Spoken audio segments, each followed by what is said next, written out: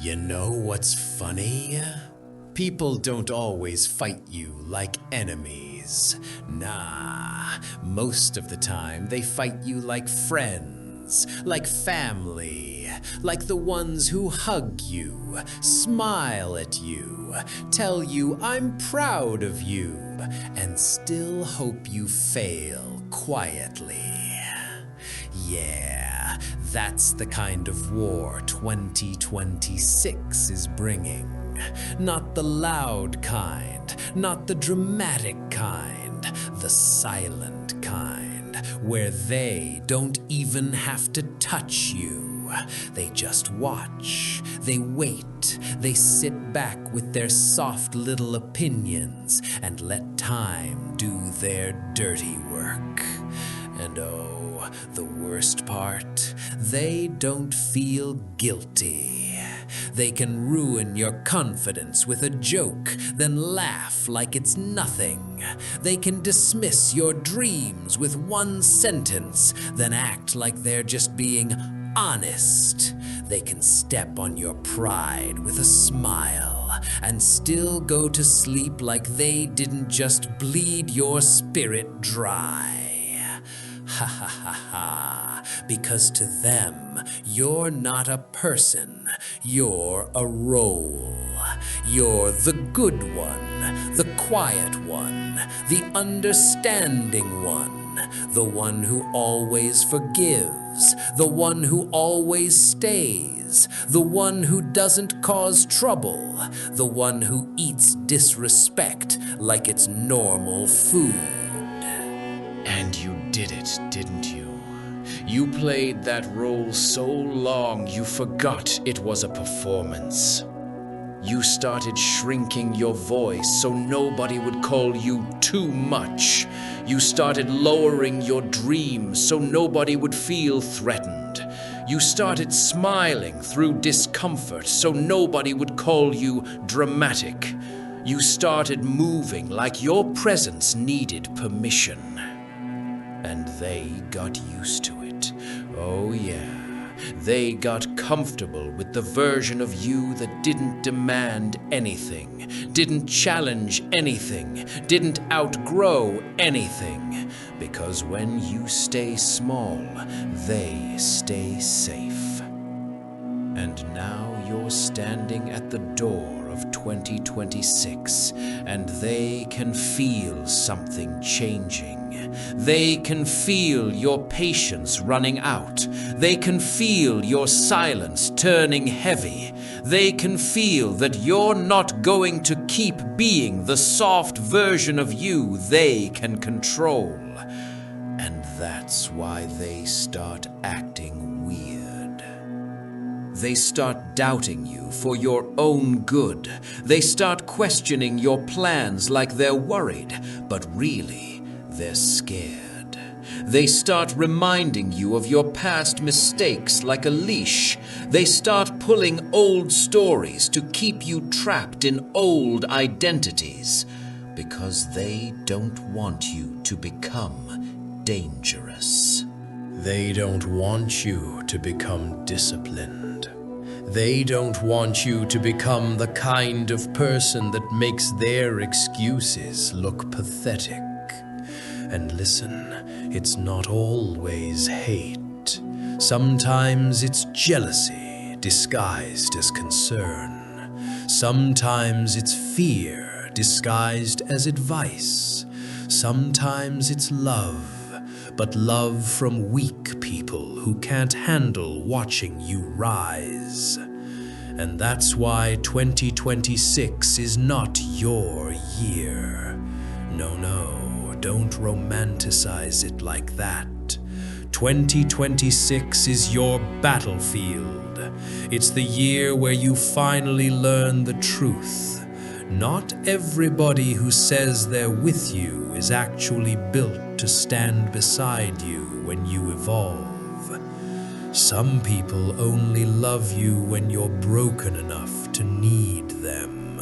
And the moment you start healing, the moment you stop asking for permission, the moment you stop begging for approval, that's when they turn into your opponent. So yeah, 2026 is they versus you. But the twist is, it was always they versus you. You were just too loyal to admit it. And now you're awake. And you know what makes it worse? They don't even have to attack you directly.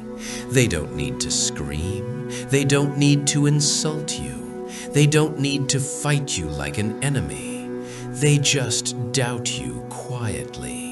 They question you in that calm voice that sounds innocent but feels like poison. They hit you with those little comments. Are you sure you can do that? You always start things and stop. Just don't disappoint yourself again. Be realistic. Be realistic. That's the favorite weapon of people who never had the courage to build anything real. And it's not just what they say, it's what it does to you. It crawls into your head at night. It repeats itself when the room is quiet. It becomes the voice in your chest that sounds like logic, but it's really fear in a suit.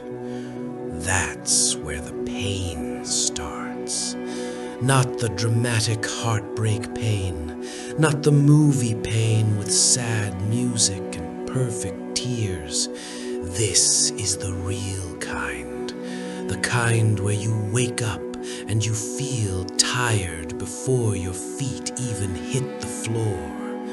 The kind where your chest feels heavy, like a stone is sitting in your lungs. The kind where you don't even know what you're sad about anymore.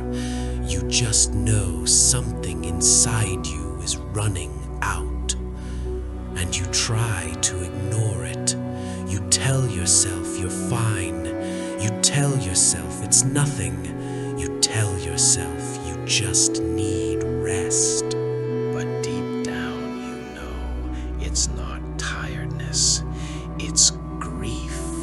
Grief for what you should have been by now. Grief for what you've delayed. Grief for the versions of you that never got to live because you were too busy surviving everybody else.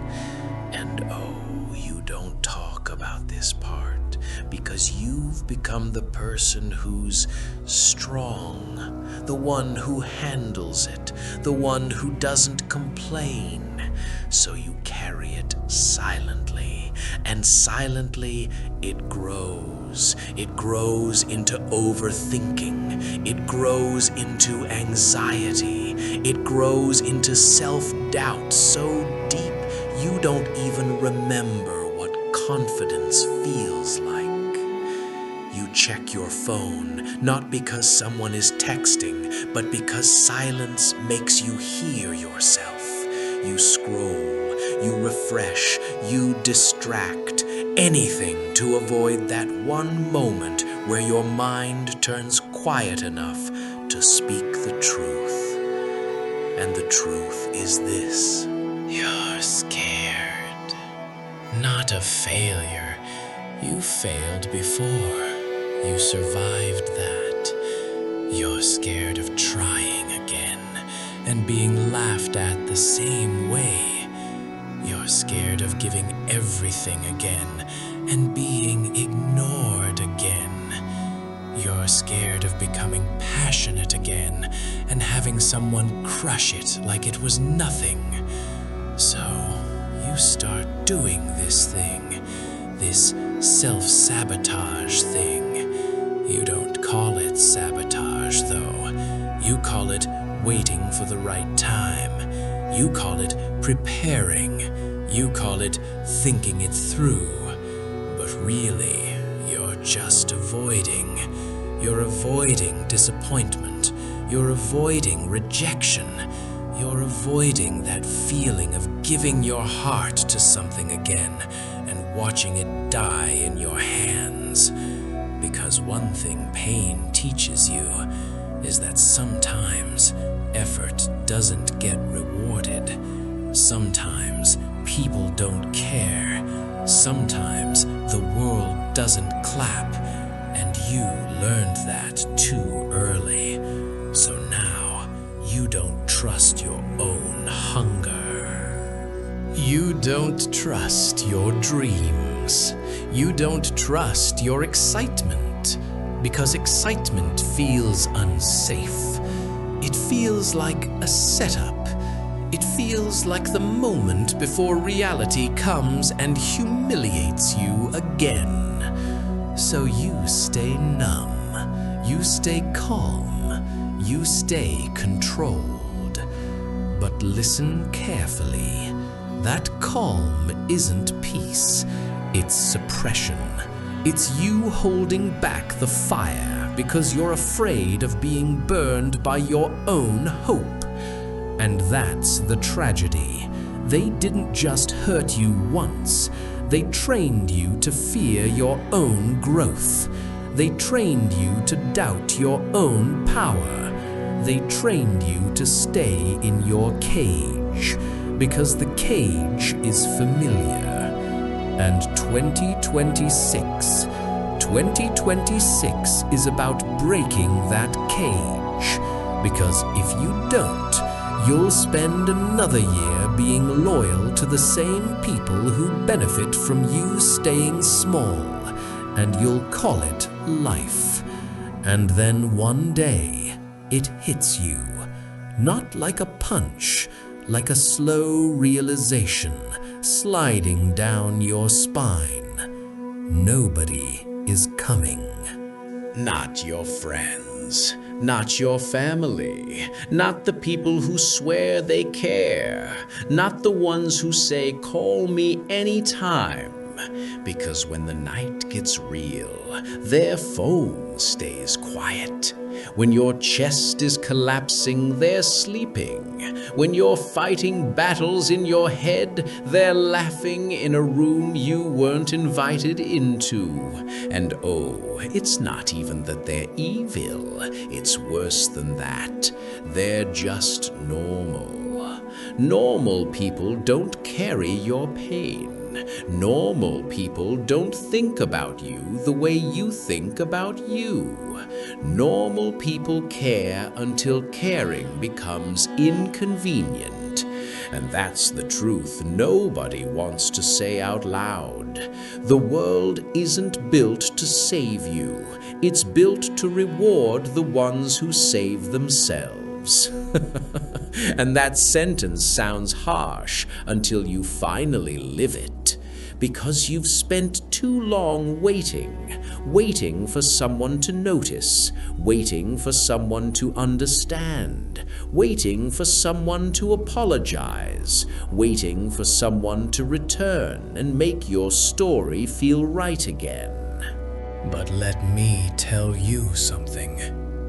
Waiting is how you die slowly. Not physically, emotionally. Waiting turns you into a man who's alive, but not living.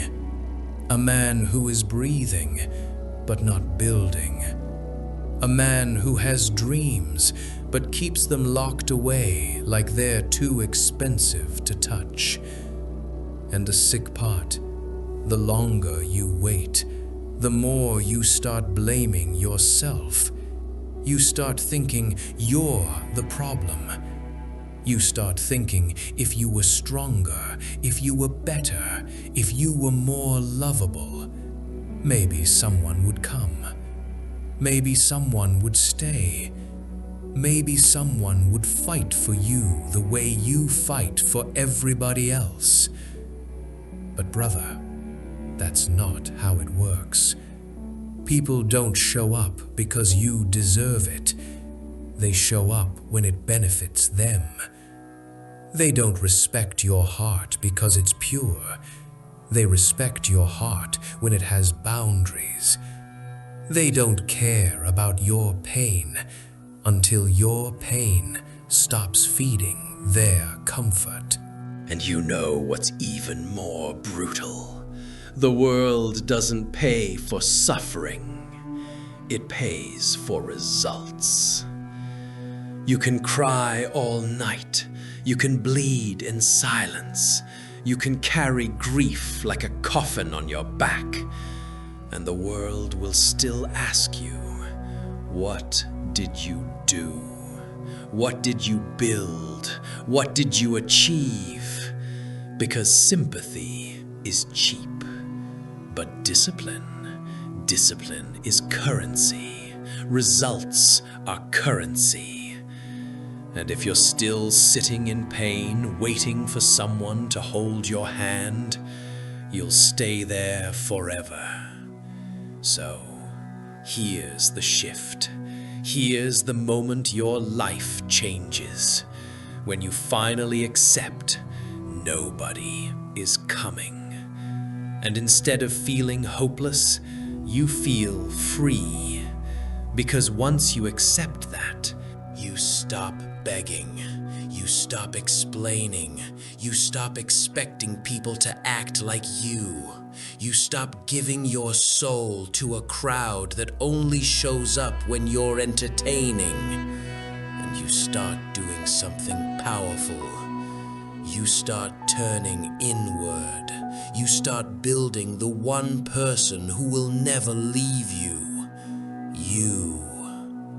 And oh, don't romanticize it. This isn't self-love quotes and soft music. This is war. This is you looking at your life and saying, all right, if nobody is coming, then I will become the one who arrives. I will become the help I never got. I will become the support I waited for. I will become the voice I needed when everyone stayed silent. Because the moment you stop waiting for rescue is the moment you become dangerous. And you know what makes a man unstoppable? Not motivation, not confidence, not hype. A man is unstoppable when he has accepted that he is alone and still decides to move. Still decides to rise, still decides to build, still decides to fight. Because now you're not moving for approval. You're moving because you refuse to die in the same story. And 2026 isn't about hope. It's about decision. Decision to stop waiting. Decision to stop bleeding for people who don't even notice. Decision to stop living as a background character in your own life. Because the year isn't going to save you. It's going to expose you. And if you don't stand up now, it will expose a man who still waits while the world keeps walking. And the worst part about betrayal isn't the moment it happens. It's what happens after. It's when you're sitting alone somewhere, doing something normal, and suddenly your brain pulls you back to the laughter, back to the I got you, back to the way they looked at you like you were safe, back to the way you trusted them without armor. And oh, that's what breaks you. Not the goodbye, not the silence, not the distance, the memory. Because it reminds you, you were real, you were loyal, you were there. You weren't playing games. And the crazy part? You would have bled for them. Not in a dramatic way, in the everyday way that actually counts. The way you gave time, attention, patience, forgiveness. The way you defended them when they didn't deserve defending. The way you made excuses for their flaws because you believed love meant endurance. And then they turn around and prove something brutal. They didn't love you. They loved the version of you that didn't require them to be better. They loved the version of you that stayed quiet, that stayed available, that stayed soft. They loved the version of you that they could disappoint and still keep. And that is betrayal. Not just leaving, but realizing they never held you with the same hands you held them. They were never as deep as you. They were never as loyal as you. They were never as real as you. They were just comfortable. Using your loyalty as a pillow, using your kindness as permission, and when that realization hits, it doesn't feel like heartbreak. It feels like humiliation, because you start seeing the signs you ignored, the jokes that were too sharp, the disrespect that was disguised as, "I'm just being honest." The moments they didn't protect you when you needed protection. The moments they watched you struggle and did nothing. And you sit there thinking, how did I not see it? How did I let them in? How did I give someone access to the deepest parts of me when they were never qualified? And this is where most people become bitter. But you don't become bitter. You become awake. Because betrayal doesn't just destroy you, it teaches you. It's a classroom with blood on the floor. No soft lessons, no gentle explanations. Just reality. Betrayal teaches you that people will smile while draining you. Betrayal teaches you that some people only stay as long as you're useful. Betrayal teaches you that love without respect is just control wearing perfume. And once you learn that, you start moving different. You start speaking less. You start trusting slower. You start watching people's actions like it's evidence, and you stop giving loyalty away like it's cheap. Because now you know, loyalty is not a gift, it's a responsibility, and not everyone deserves it. But here's the deepest part, the part nobody talks about. Betrayal makes you question your own judgment. It makes you doubt yourself. It makes you look at your heart and think, was I stupid? Was I blind? Was I weak? No, you weren't stupid. You were hopeful. You were trying to believe that someone could be as real as you. And that's not weakness, that's purity. But purity in this world gets punished. So now you don't hate yourself for trusting. You learn from it. You say, all right, I see the type of people I attract when I don't protect myself. And you stop being available for people who don't honor you. Because betrayal is expensive education, and you paid for it with tears. So you might as well graduate. And you know what graduation looks like? It looks like you stop explaining your pain to people who caused it.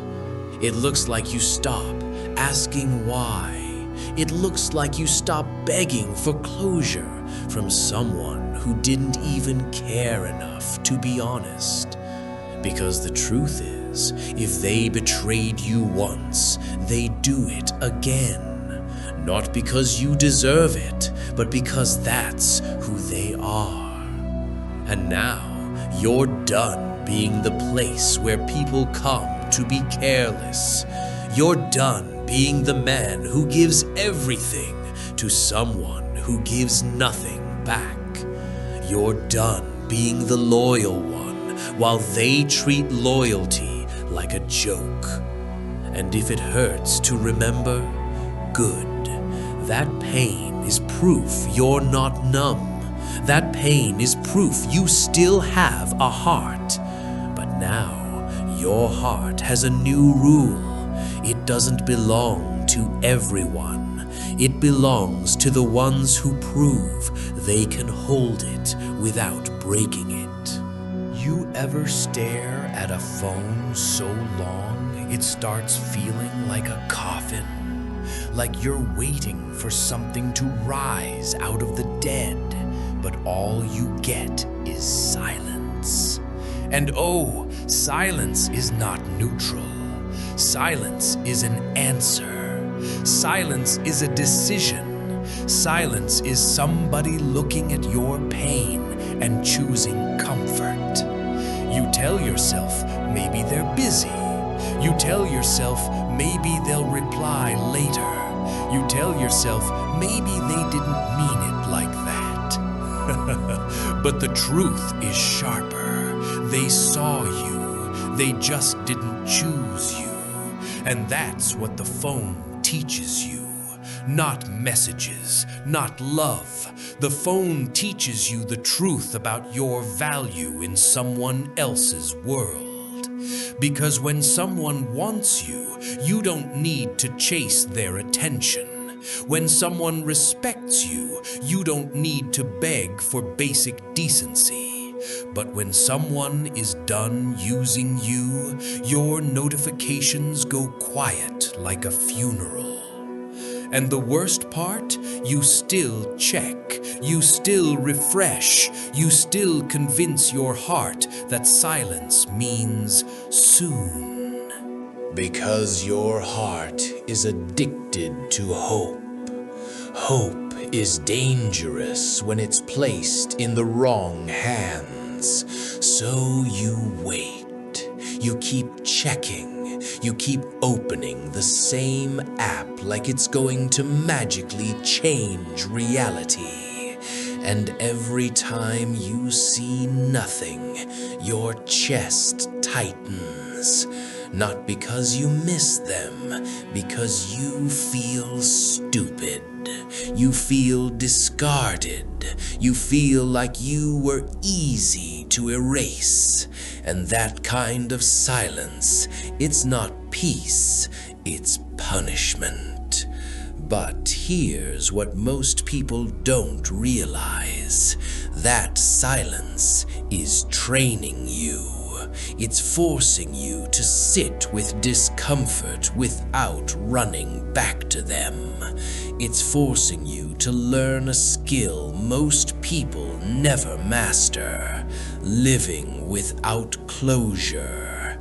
Because closure is a luxury. Closure is something you only get when the other person has a conscience. And not everybody has one.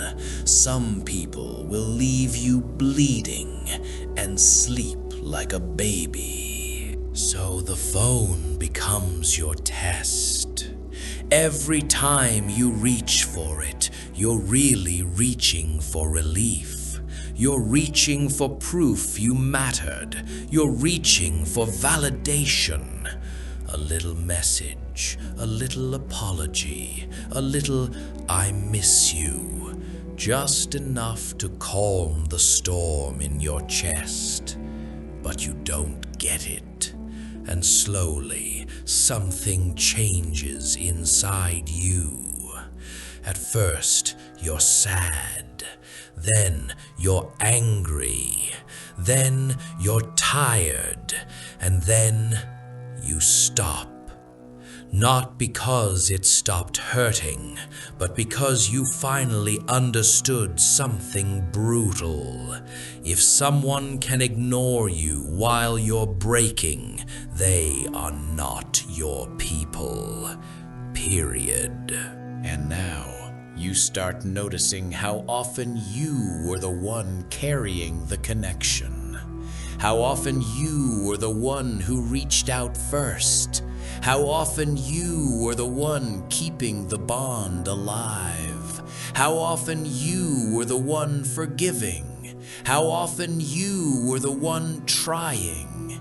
And you realize it wasn't love. It was you being loyal alone. And that realization, that's where your power starts returning. Because the moment you stop checking your phone, you stop checking your worth. You stop needing them to confirm you exist. You stop giving them the privilege of controlling your mood. You stop letting their silence dictate your confidence. And oh, that's when you become dangerous. Because a man who can sit in silence and still move forward is unstoppable. That phone used to control you. It used to hold your peace hostage. But now the phone is quiet and you're still breathing. Still building, still walking, still rising. And that's the moment you realize you don't need answers from people who never cared about the damage they caused. You don't need closure. You need control. You need distance. You need discipline. And you need to stop calling silence a loss. Because silence is what broke you free. It killed the addiction. It killed the chasing. It killed the begging. And what replaced it? Self-respect. That's what silence does. It doesn't just hurt you. It upgrades you. You know what's crazy? People think pain is meant to destroy you. They think suffering is a punishment. They think loneliness is proof you've failed. No, pain isn't punishment. Pain is training. Pain is the gym nobody signs up for, but everybody who becomes dangerous gets dragged into. And you've been in that gym for years, not lifting weights, lifting silence, not building muscle, building endurance, not chasing comfort, chasing survival. And every time you thought, I can't take any more, you did. You still woke up. You still moved. You still carried yourself through days that should have crushed you. So let me tell you the truth. You're not weak. You're just not aware of what you've become yet. Because pain doesn't just hurt. It carves, it shapes, it burns away the soft parts of you that depended on people. It destroys the version of you that needed approval to feel alive. It kills the part of you that begged. And what's left after pain? Something sharp. Something quiet, something cold enough to never be manipulated again. That's why broken people don't always heal soft. Sometimes they heal into steel. Sometimes they heal into fire. Sometimes they heal into monsters.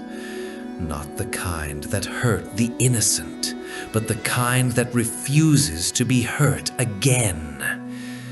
And oh, the world hates that version of you. Because the world loves you when you're soft. The world loves you when you're available. The world loves you when you're easy to drain. But when pain turns you into power, now you're a problem. Now you're unrecognizable. Now you don't laugh on command. You don't apologize for existing. You don't explain yourself. Now you don't give your energy away like it's free. Now you measure people. You watch patterns. You read silence. You detect disrespect before it reaches your heart. Because pain upgraded your instincts. Pain turned you into a human lie detector. You can feel the fake now. You can smell it. You can see it in the way they talk, in the way they delay, in the way they only show up when it benefits them. And the best part, you don't even get angry anymore. You just detach. You just step back. You just let them expose themselves. That's power, because anger still gives them access. Anger still gives them attention. But when you go quiet, when you stop reacting, that's when you become untouchable. And let me say something people don't like hearing. Your pain is worth something now. It paid you. It paid you in self-respect. It paid you in discipline. It paid you in strength. It paid you in standards. And standards are expensive. Standards are what separate kings from beggars. Because the old you would have tried to glue yourself back together just to look pretty again, just to fit in again, just to be liked again. But this new you understands something deeper. You don't need to look pretty for people who shattered you. You don't need to become soft again for people who used your softness as a doorway. You don't owe anyone that version of you. So stop trying to heal into who you were. That version died for a reason. That version was too trusting, too available, too forgiving, too desperate to be chosen. But now you're learning the truth. Being broken was not the end. It was the forge, and you're coming out of it sharpened. Your scars aren't proof of damage. They're proof of evolution. They're proof you survived what most people would have folded under. And now, Your pain becomes your strength. Not because you enjoy suffering, but because you refuse to waste it. You refuse to let it turn into bitterness. You refuse to let it turn into self-pity.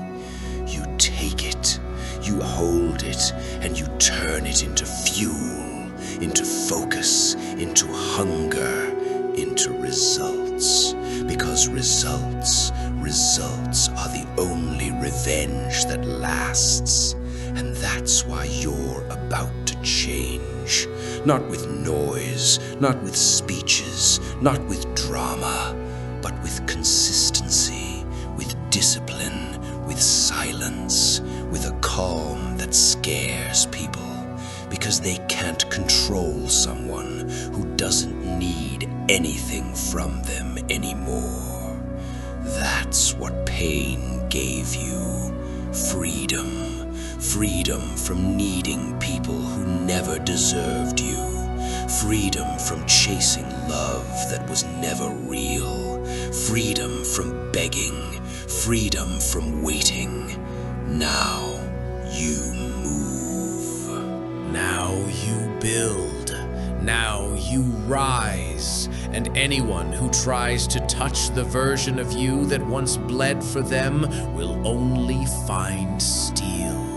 Because you're not broken anymore. You're sharpened. All right, listen. Pain made you aware. Pain made you sharper. Pain made you stop begging. But discipline is what makes sure you never fall back into that weakness again. Because here's the brutal truth. Pain can wake you up, but without discipline, you'll fall asleep again. You'll go right back to forgiving too fast, right back to explaining yourself, right back to chasing people who don't chase you, right back to being soft at the wrong time. And that's why this part matters, because discipline isn't motivation. Motivation is a liar. Motivation shows up when life feels easy and disappears the moment your chest gets heavy again. Discipline shows up even when you feel dead inside. Discipline doesn't care if you're inspired. Discipline only cares if you're consistent. And that's what's about to happen to you. You're about to become the kind of person who doesn't rely on feelings. You don't need to feel ready. You don't need to feel confident. You don't need to feel okay. You just move. Even when your mind screams, even when your body feels heavy, even when your soul is still tired from what happened, you move anyway. Because discipline is not an action, it's an identity. It's the moment you stop living like your emotions are the boss, and you become the boss. And oh, this is the part most people never reach, because most people want healing to feel good. They want recovery to be pretty. They want transformation to come with applause and music and a new chapter vibe. Haha, no. Transformation is ugly. It's waking up tired and still doing what you said. It's showing up with no energy and still showing up. It's doing the hard thing when nobody is watching. Because that's what builds self-respect. And self-respect is the foundation of everything. Without it, you'll chase love like it's oxygen. Without it, you'll beg for validation. Without it, you'll let people treat you any way they want, as long as they don't leave. But when discipline begins, you stop fearing people leaving, because you become loyal to yourself first. You become someone who keeps promises to yourself, and that's the rarest kind of power in the world. Because let's be real, you've broken promises to yourself before, haven't you? You told yourself, "I'm done with this," and then you went back. You told yourself, "I'll focus," and then you got distracted. You told yourself, "I deserve better," and then you tolerated less again. Why? Because you were living emotionally. You were living on impulse. You were living on moods. And moods have no loyalty. But discipline builds loyalty inside you. It turns your mind into a place you can trust. It turns your body into a weapon you can control. It turns your life into something structured instead of something that happens to you. So now you start waking up differently. You start moving differently. You start acting like someone who has no time to waste. Not because you became heartless, but because you became aware of what time costs. Because you already lost years to waiting. Waiting for messages. Waiting for apologies. Waiting for someone to finally understand you. Waiting for love to prove itself. Waiting for your pain to magically disappear. And you're done waiting. So discipline begins.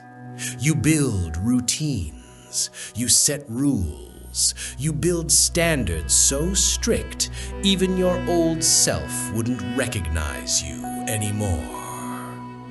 You start doing what you said you'd do, even when it's boring, even when it's hard, even when it feels pointless. Because the people who win in life, they don't win with talent, they win with repetition. And repetition is discipline, and discipline is self-respect, and self-respect is what makes you unstoppable. Now you stop telling your story. You start writing it. You stop crying about who left. You start building a life where leaving you becomes a regret that never heals. You stop negotiating with weakness. You stop asking yourself, do I feel like it? And you start asking, what would the stronger version of me do right now? Because that stronger version is not coming later. It's built now. Built in these small moments. Built in the silent mornings. Built in the late nights where you say no to comfort and yes to the mission. That's what discipline is. Not punishment, protection. Protection from your old patterns, protection from your old weaknesses, protection from the version of you that once begged for crumbs. So now, you stop letting your feelings lead the day. Your feelings can ride in the passenger seat, but they're not driving. Because if they drive, they'll drive you back to the same hell you escaped. So you grip the wheel. You don't wait for motivation. You don't wait for magic. You don't wait for anyone. You build, even when it hurts, even when it's quiet, even when it's lonely. Because your discipline is proof you're no longer trying to survive. You're trying to dominate. And when discipline begins, you stop being the victim of your story. You become the author. And listen, this isn't you becoming evil. This is you becoming unavailable for nonsense. This is you becoming the kind of person that can't be controlled with guilt, can't be controlled with silence, can't be controlled with fake love. Because once you've been betrayed enough times, you don't become angry forever. You become clear. And clarity is colder than anger. Anger screams, clarity just walks away. That's the level you're entering now, because your heart is not soft like before, not because it died, but because it learned. It learned that love without respect is poison. It learned that loyalty without return is slavery. It learned that kindness without boundaries is self-destruction. And oh, you wish you learned it earlier. You wish you didn't have to pay for this lesson with sleepless nights. But you did. So now, you operate differently. You speak less. You explain less. You care less about being understood and more about being aligned. You stop trying to convince people you're good. You stop trying to prove you're real. You stop offering your soul like a free sample. Because you finally realized people don't value what they get too easily. They don't respect what they didn't earn. And you gave too much too easily.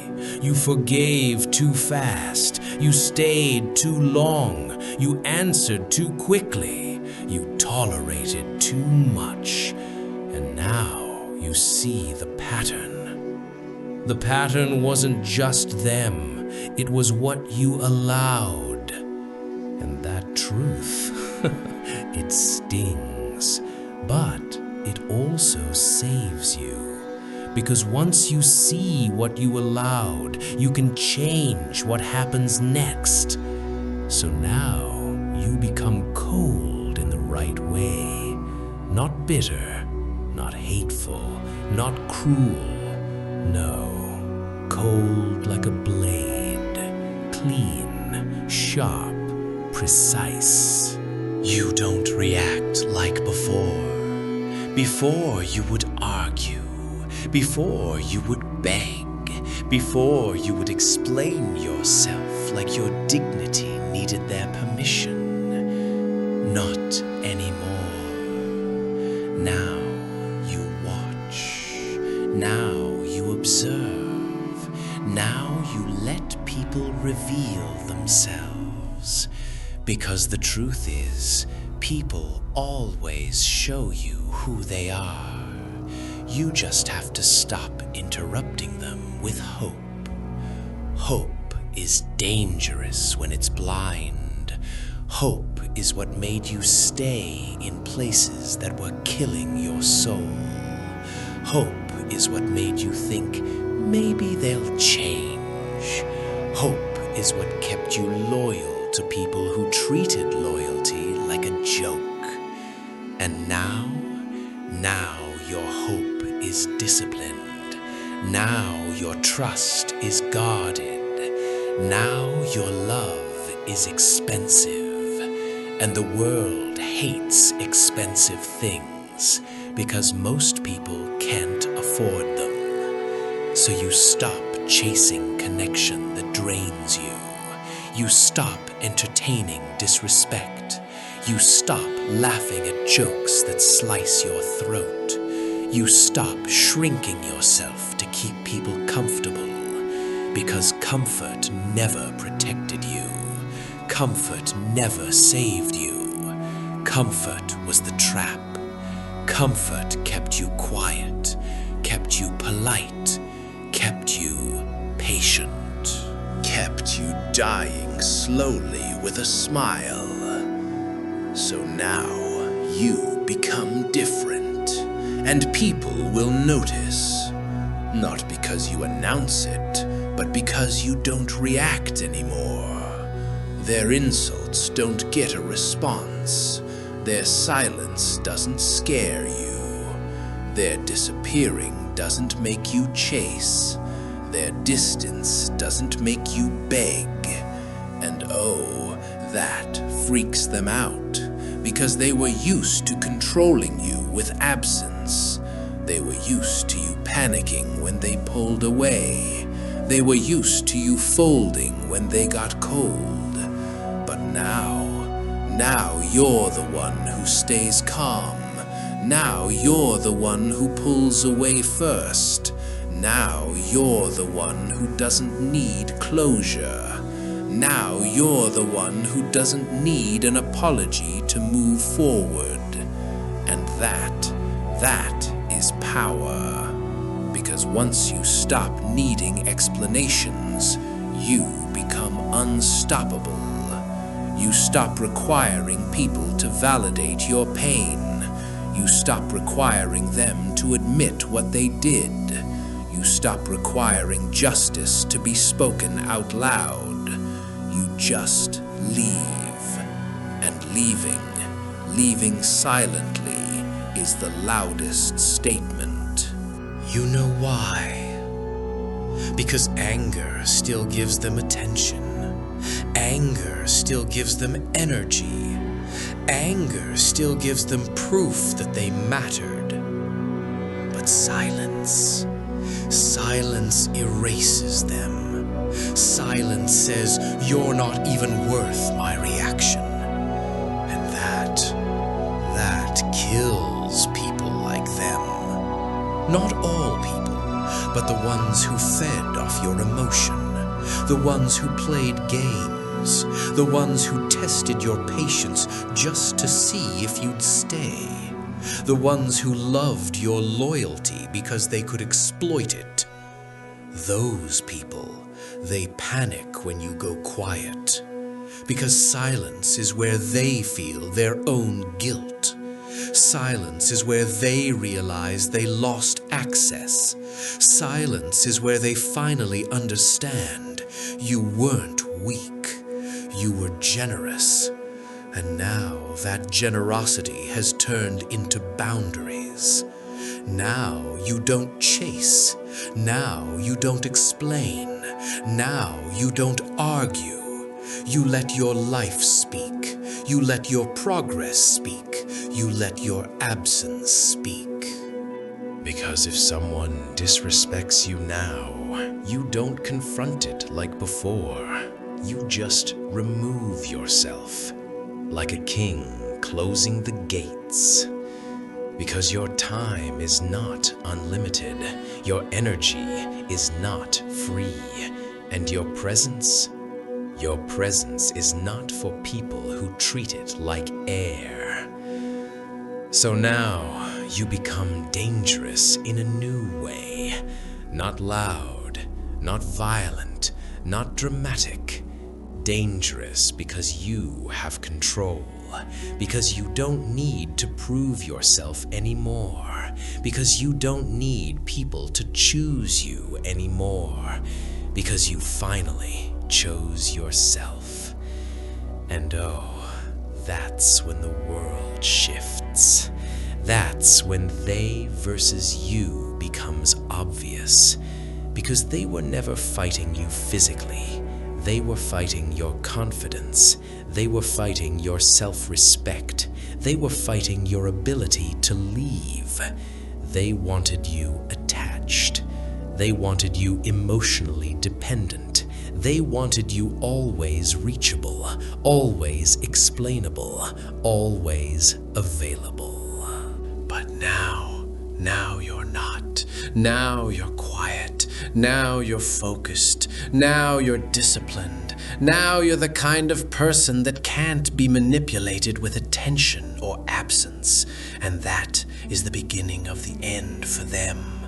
Because once you stop reacting, they stop controlling. Once you stop chasing, they stop winning. Once you stop begging, they lose their power. And now the only thing left for them is regret. And listen, they always come back. Not because they love you, not because they suddenly realized your value.